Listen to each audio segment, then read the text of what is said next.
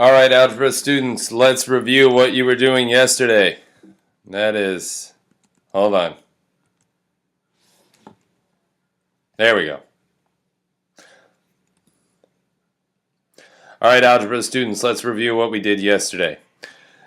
We were looking at how do you factor out the greatest common factor. Take a look at this example. I see a 4x squared and everything. That leaves me a negative 6x to the fourth, a 1x squared, a 3x, and a 1. Good? All right. That's factoring out a greatest common factor. That is always your first step. Look for the greatest common factor. Factor that out. All right. Continuing our study of factoring. What do you do with a problem like this? Well, this is the same thing we just did. Noticing there's a factor of x and taking that x out and being left with 3a minus 7b. Compare that with this example. 3ax minus 7bx. What if I told you this next example was basically the same thing? 3ax minus 7bx. 3a something in parentheses minus 7b something in parentheses. Do you see that this big thing in parentheses is the same thing for both? So you can factor out that whole thing and you're left with 3a minus 7b. So look how if we treated this big expression that I'm circling as a single number and we distributed it here and here, we would be left with 3a times that big number minus 7b times that big number. And it doesn't matter if that number is just like an x, like it was in the previous example, or if what's left here is some big quantity like 2a plus 5b. So this is our next lesson, is how do we get to this step? How do we find things that are common in both and take those out? The method we're learning right now is called factor by grouping.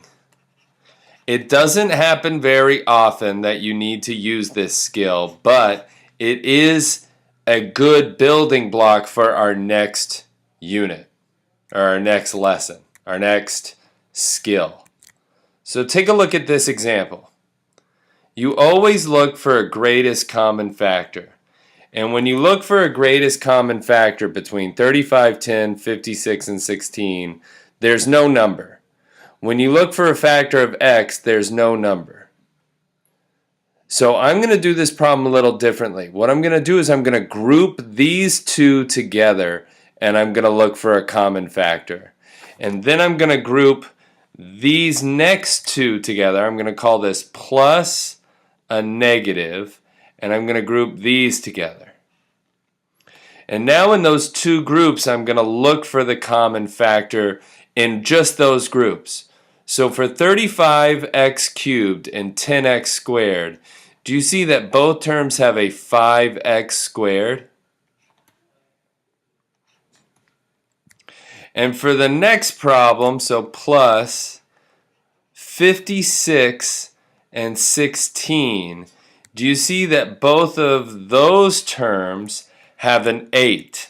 But I'm going to do something a little tricky with that, because this is a minus and this is a plus and this is a minus. I'm going to take out a negative 8. So 8 goes into 56 and 8 goes into 16. I'm going to just take out a negative 8. Now look what's left when I take out this 5x squared. I'm left with a 7x minus 2.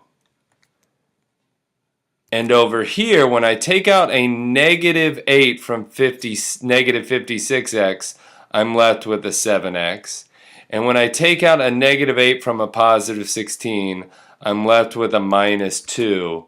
And look what we got here. They now have this factor in common, which I can take out, and I'm left with what? 5x squared minus 8. All right, I know this is tough, so we're going to do a couple more examples. I'm going to always group the first two terms together and then the last two terms together. I'm going to look for a common factor in each grouping. Here, the number that's common to 6 and 48 is 6. X cubed and x squared share an x squared. Plus 5x and 40 share a 5. Inside here, I'm left with an x minus 8. And here, I'm left with an x minus 8. I can now take that x minus 8 out of both terms, and I'm left with 6x squared plus 5. Try this next one on your own. Group the first two together.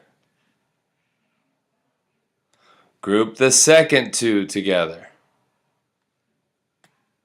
Look what's in common.